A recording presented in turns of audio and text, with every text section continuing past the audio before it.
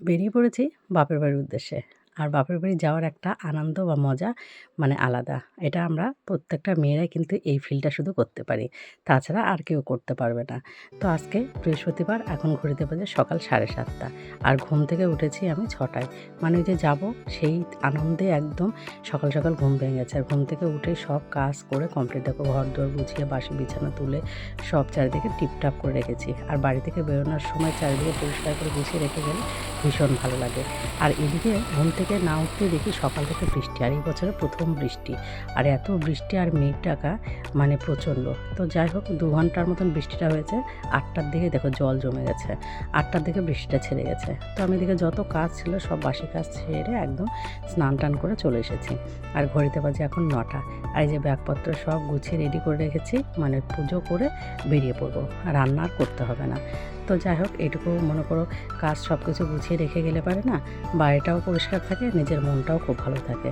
তো এদিকে ছাদে এসে আমি কিন্তু সকালে সব কাজ টাজ করেছিলাম। আর জানতো আজকে ছাদে যখন আমি পুজোর বাসন মাজি তখন এত জোরে এই যে গাছটা দেখলে, নারকেল গাছটা, ওর উপরে এত জোরে বাসটা পড়েছে, এইখানে পড়েনি, তবে সেই শব্দটা আর আলোটা ভীষণ আমি ভয় পেয়ে গেছিলাম। আর এই যে এখানে বসে থেকে আমি পুজোর বাসন মাজছিলাম। তো পুজোর বাসনগুলো আমি সচরাচর প্রত্যেক আগের দিনই মেজে রাখি, তার কারণ পরের দিন পুজোর বাসনগুলো মাজলে পারে টাইমটা একটু নষ্ট হয়। আর আগের দিন সন্ধ্যাবেলায় আমি সব ঠাকুরঘর গুছিয়ে পুজো করে একদম সব কমপ্লিট করে গুছিয়ে রাখি। তো সেই রকম আর আজকে করতে পারিনি।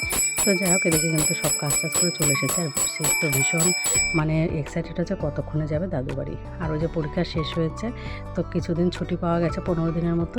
তো এই মধ্যেই গিয়ে ঘুরে আসবো। নতুন ক্লাসে উঠলে নতুন বইপত্র এইসব নিয়ে তো আবার শুরু হয়ে যাবে সারা বছরটা ব্যস্ততা।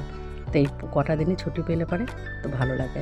তো এদিকে আমি যেহেতু বৃহস্পতিবার লোকের ঘট বসাতে হবে, তো সব কিন্তু একদম জোগাড় টোগাড় করে লোকের ঘর টট বসে পুজো। আর ওই পুজো দিতে কিন্তু বেশ টাইম লাগে আমার, 1.5 থেকে 2 ঘন্টা টাইম লেগে যায়।